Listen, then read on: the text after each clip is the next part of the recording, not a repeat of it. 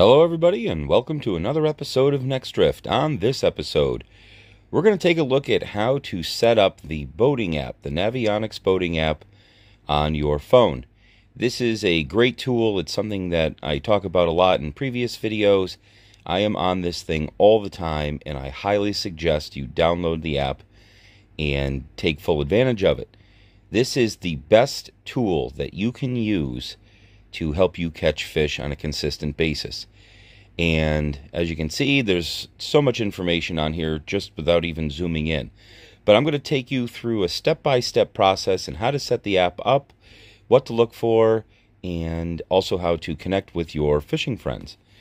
So the first thing you're going to see is down at the bottom in the middle of the screen, route, start, and menu.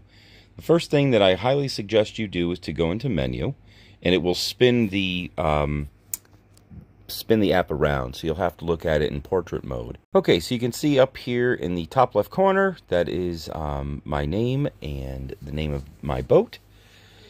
As you scroll down, you can see tracks, routes, markers, connections, subscriptions, and then further down you have all different sorts of map options.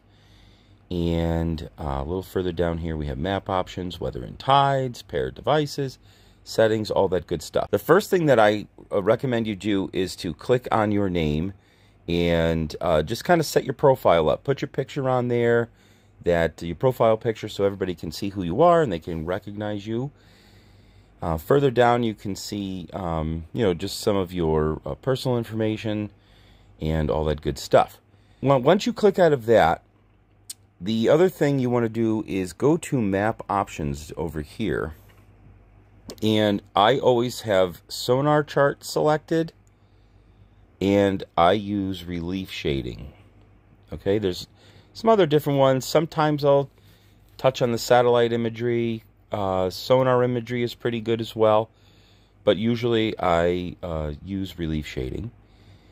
And then I always use, I like course up.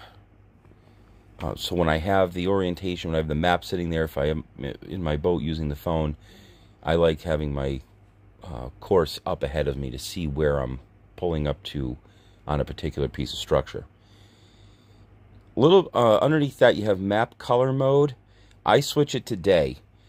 I don't like the night version of the map.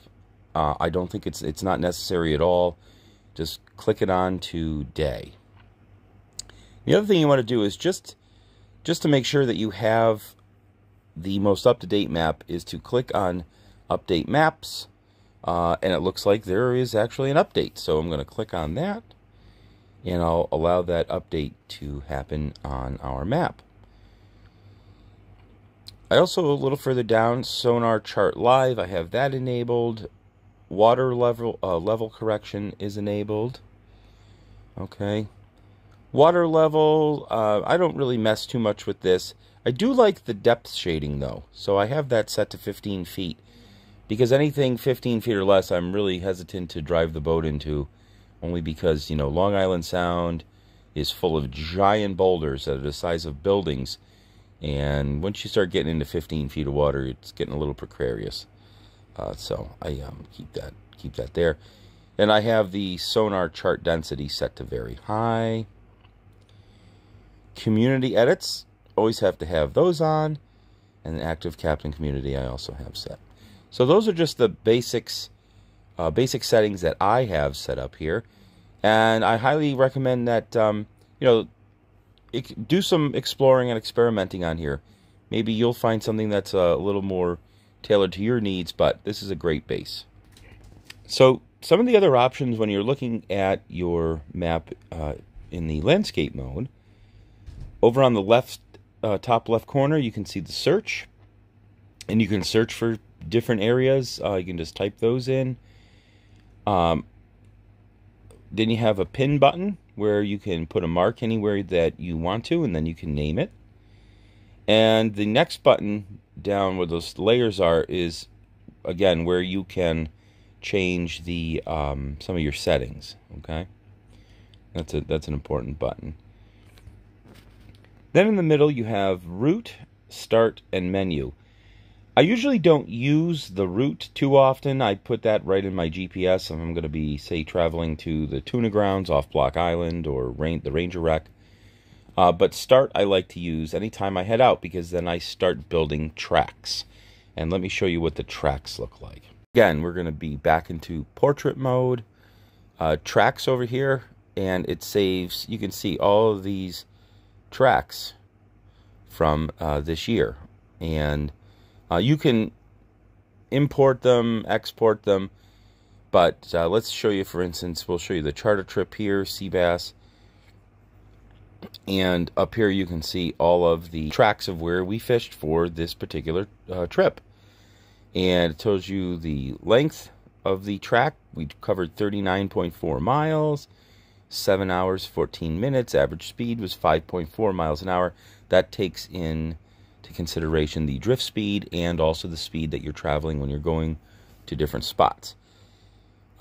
Gives you some information. We launched out of Cedar Island, VHF Channel 9, as well as 68. Gives you some more information.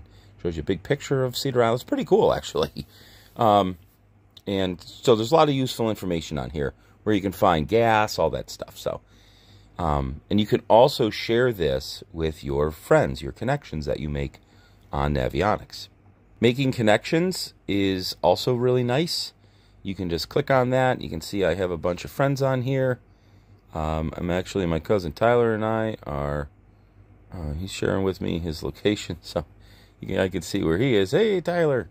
Just type in up here on the top right corner, hit that search, type in your friend's name, and you can add all of your connections.